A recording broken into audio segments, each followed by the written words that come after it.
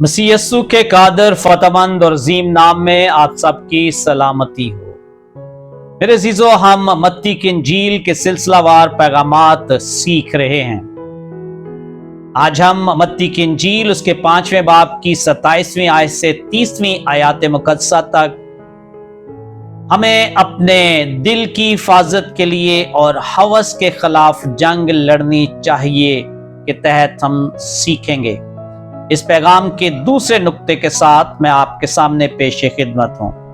दूसरा नुक्ता है, गुनाह के खिलाफ सख्त इकदाम उठाना चाहिए।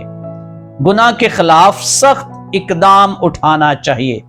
मत्ती की इंजील उसके 5वें बाब की 29वीं और 30वीं आयत मुकद्दसा में लिखा है, बस अगर तेरी दैनी आंख तुझे ठोकर खिलाए तो उसे निकाल कर अपने पास से फेंक दे, क्योंकि तेरे लिए यही बेहतर है कि तेरे अज़ा में से एक जाता रहे और तेरा सारा बदन जहन्नम में ना डाला जाए।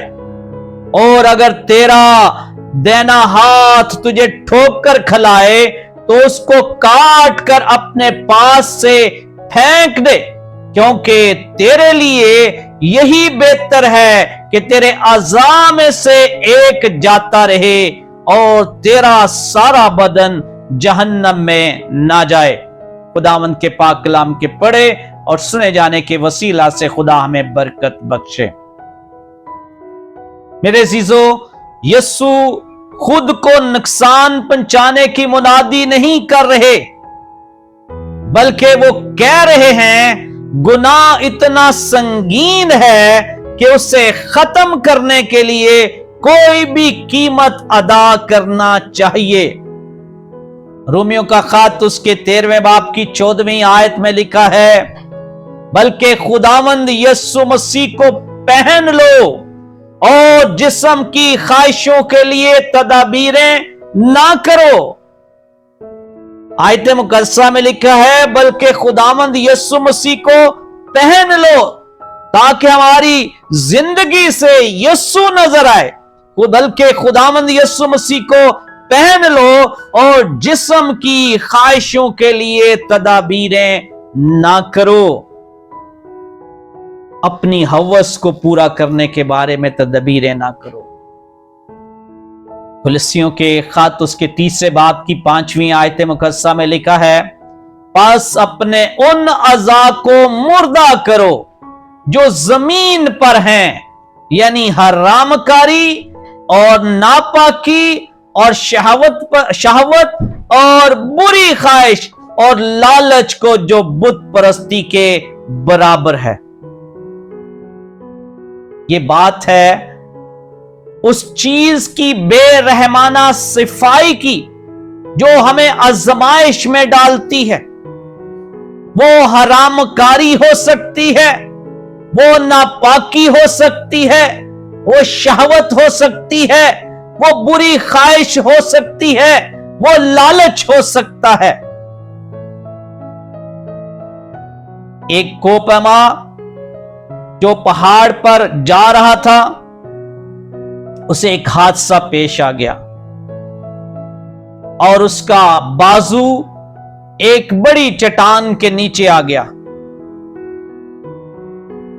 उसे अपनी जान बचाने के लिए अपने बाजू कुर्बान करना पड़ा और उसने अपना बाजू काट दिया और खुद बच गया। यस्सु कह रहे हैं, गुनाह के साथ भी ऐसा ही करो। साधु सुंदर सिंह की एक किताब में पढ़ रहा था और उसमें उन्होंने बयान किया है कि वो एक ऐसी जगह चले गए जहां कुछ लोग जो ने दुनिया को छोड़ दिया और अभी खुदा को खुश करने के लिए वहां पर वो इकट्ठे हैं। तो वहां वो एक साधु था और वो किसी दरख्त के साथ ऐसे खड़ा है और उसने एक बाजू को इस तरह किया हुआ है और वो उसको हरकत नहीं देता। शायद कितने अरसे से उसने उसका हरकत नहीं दी और वो सूख सा गया है। साधु जी कहते हैं कि मैंने पूछा कि ये आपने ऐसा क्यों कर रहे हैं? اس نے کہا میں نے اس ہاتھ سے، اس بازو سے بہت سارے لوگوں پر ظلم کیا ہے، بہت سارے لوگوں کو مارا ہے، ابھی میں اس کو سزا دے رہا ہوں کہ یہ سوکھ جائے۔ سادھو جی کہتے ہیں کہ کوئی بات میں نے کی اور اس بات سے اس شخص کو غصہ آ گیا اور اس نے وہ سوکھا ہوا ہاتھ ہی اس طرح مارا، اگر میں پیچھے نہ ہٹتا تو وہ میرے سر کو کھول سکتا تھا۔ اور دور ہٹ کے انہوں نے کہا کہ اس کو سکھانے سے، اس کو خوش کرنے سے کچھ نہیں ہوگا، اس کے پیچھے جو اثر ہے، دل میں جو اثر ہے، اس کو ختم کرنے کی ضرورت ہے۔